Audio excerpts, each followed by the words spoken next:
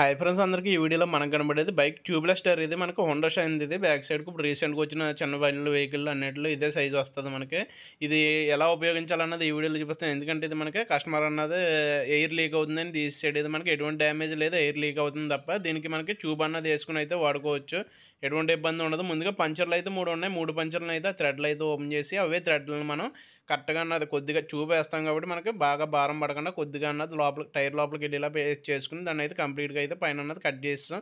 Cut చేసిన తర్వాత మళ్ళీ దాన్ని మొత్తం టైర్ అన్నది ఒకసారి మొత్తం చెక్ చేసుకోవాలి. ఎందుకంటే ట్యూబ్లెస్ టైర్ కదా, ఎటువంటి ముళ్ళు ఉన్నా కూడా అది అంత అడ్జస్ట్ అవ్వదు, అంత లీక్ అవ్వదు. కాబట్టి ముందుగా చెక్ చేసాను. చెక్ చేస్తే ఎటువంటి ప్రాబ్లం లేదు.